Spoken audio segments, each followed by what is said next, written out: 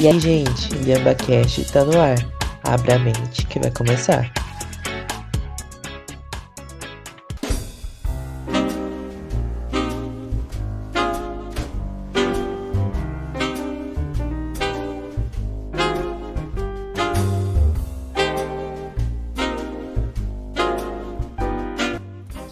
Oi, gente, aqui é o Levon.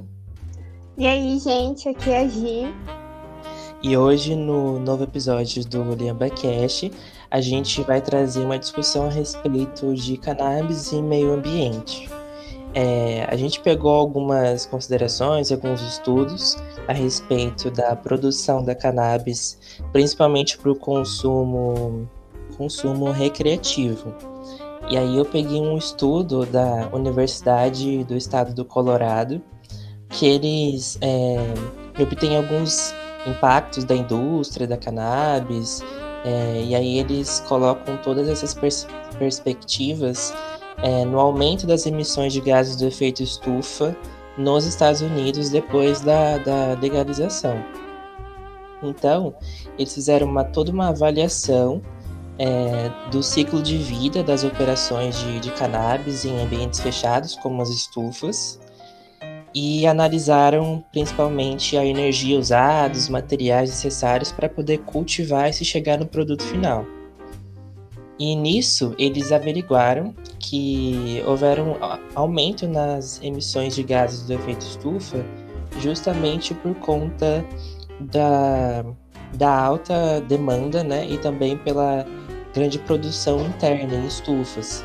Porque o que acontece? Não é a própria planta que aumenta as emissões de gases do efeito estufa, mas sim a sua produção. E como lá eles não têm um clima totalmente adequado para poder plantar fora, né, ao ar livre, eles têm que plantar dentro dessas estufas. Então eles precisam de lâmpadas bem potentes, de ambientes com temperatura controlada, porque a cannabis é uma planta que ela precisa de bastante luz e calor para poder se desenvolver. E aí eles perceberam que, por conta disso, se utiliza muita energia elétrica. Por exemplo, na cidade de Denver, nos Estados Unidos, aumentou de 1 para 4%, e isso só para o consumo da produção da cannabis. Então, 4% de todo o consumo total da cidade é só para a produção da cannabis. Então, gente, agora a Gi vai falar um pouquinho a respeito do cânhamo, só para a gente poder dar uma contextualizada no assunto. O cânhamo é uma planta da cannabis sativa, assim como a maconha. Só que ela é cultivada para fins de produção industrial, como as suas sementes, as suas fibras, o seu caule, eles são utilizados para outros meios que não é o uso recreativo. Já a maconha, ela é utilizada para esses fins, né? Geralmente, usualmente para fins recreativos. Então, a diferença entre essas duas estruturas da planta em si é que o cânhamo ele cresce bastante, de 2 a 4 metros, e não tem muitas ramificações, é uma planta mais esguia, né? E agora, a maconha, ela já é uma planta mais robusta, com mais flores, justamente porque na hora da fertilização não é muito vantajoso para o cânhamo que tenha as flores, né? O cânhamo ele tem um alto teor de canabidiol, que possui grande potência terapêutica e medicinal, e contém baixo THC. Então, o que causa a brisa da maconha não é proveniente do cânhamo. Conclusão, resumidamente, o cânhamo ele é para fins industriais, então você pode aproveitar basicamente 100% da planta e utilizar para cada tipo de demanda. E a maconha, ela é direcionada para fins medicinal talvez, mas mais para recreativo mesmo.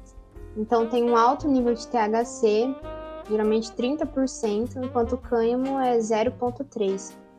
Então não dá brisa, né, quando você utiliza cânhamo para fazer as determinadas coisas. dentre isso que foi citado, a gente pode citar alguns benefícios de se cultivar a cannabis sativa, e o Levon vai começar destacando um deles. Puxando um gancho, né, a respeito dessa discussão que a Gia disse, o cânhamo é muito importante também porque, por exemplo, aqui no Brasil se tem muito plantio de soja, e a soja ela acaba com o solo, e o solo que foi exaurido pela soja, ele pode ser recuperado pelo cânhamo. Então por isso que é muito importante essa discussão, que está sendo uma discussão de âmbito internacional mesmo, porque até a China ela virou uma potência no plantio de cânhamo, no cultivo, no processamento, na manufatura e até nas exportações. É um país que começou a investir bastante no cânhamo e inclusive parou de plantar soja para parar de exaurir o seu solo. E hoje o Brasil poderia ser uma potência no plantio de cânhamo, porque é um país que, ao contrário dos Estados Unidos, por exemplo, é um país que tem muito sol, que tem bastante calor, que é bastante quente quase o ano inteiro, tem sol quase o ano inteiro. Seria um lugar muito bom para se houver o plantio do cânhamo e assim o Brasil também se tornar uma grande potência do cânhamo, assim trazendo mais dinheiro, mais empregos também para o país. Dentro da estrutura da planta, basicamente você pode utilizar sementes para a produção de alimentos, suplementos nutricionais, medicamentos e cosméticos. E o caule, as fibras, pode ser utilizada para a produção de papel, tecidos, cordas, compostos plásticos e até materiais de construção. É interessante que nesse viés da bioconstrução, você pode utilizar em fabricação de tijolos e até para substituir o cimento queimado, que é bem popular na utilização da construção civil, que são materiais bem nocivos, tóxicos, que demandam processos que liberam toxicidade. Inclusive, o manejo de cimento, ele causa alergia nos trabalhadores, né?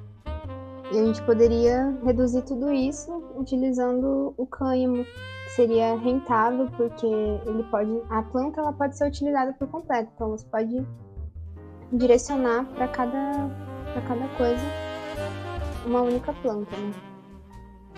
Sim, e sem falar de todos esses benefícios, a gente ainda pode falar, por exemplo, da parte do Brasil, como o Brasil é um país que existe possibilidade de plantar ao ar livre. Por exemplo, cultivando ao ar livre, há uma liberação mais ou menos de 22,7 kg de CO2, segundo aquele mesmo estudo que eu falei da Universidade do Colorado. E agora, o plantio em estufas libera em torno de 326,6 kg de CO2 na atmosfera. Então, por o Brasil ser um país que é muito possível se plantar ao ar livre por causa do nosso clima, ainda seria benéfico também para o meio ambiente, porque há muito menos liberação de CO2. É possível também a gente até pensar numa possível substituição do petróleo, porque você pode transformar o cânhamo em biodiesel e etanol através de processos químicos. E nesse caso seria muito menos poluente utilizar esse tipo de combustível. E sem falar na construção civil, né? Porque só a construção civil é responsável por 11% das emissões de carbono na produção desses materiais. Então, o cânhamo também seria outra solução para diminuir essas emissões e a gente conseguir chegar a emissões zeros. Nossa, sim. Fora as outras questões também de durabilidade do material, que evitaria descarte, também qualidade. Fora outras coisas também que viabilizam a utilização do cânhamo na construção civil. A gente pode citar até a durabilidade e também a qualidade do material. Eu vi que na construção civil, quando a gente precisa fazer um isolamento acústico, por exemplo, às vezes é utilizado até a lã de ovelha, né, do bichinho lá, para fazer esse isolamento, sendo que com o cânhamo, por ele já ter a fibra, que pode inclusive substituir algodão na indústria têxtil, essa fibra ela já faz o isolamento acústico. Isolamento acústico e também fica impermeável à água e à prova de fogo. Então, assim, é um material resistente e de alta qualidade. Uma boa alternativa. Muito bons comentários da Gi. Só lembrando que essa discussão que a gente teve aqui foi uma discussão bem mais superficial. Mas aí vocês podem ir acompanhando as nossas redes sociais. Por lá a gente vai soltar alguns outros temas relacionados, alguns vídeos relacionados, posts relacionados a esse tema que a gente tratou nesse podcast. E aí vocês podem seguir a gente nas nossas redes sociais, no Instagram, na página do Facebook e também no Twitter e no canal do YouTube. Por essas redes sociais a gente solta também as referências que a gente comentou aqui no podcast e assim vocês também podem, vocês mesmos podem olhar. Gente, obrigada pela atenção de todo mundo que ouviu o podcast. Interessados no assunto, a gente vai deixar tudo disponível na descrição, tá? E depois a gente pode até colocar curiosidades lá no Instagram sobre o tema, de outras utilizações que a gente não citou aqui. É isso, gente. Então sigam as nossas redes sociais, todas elas são LianvaCast. E fiquem para a próxima. Até mais. Até, tchau, tchau.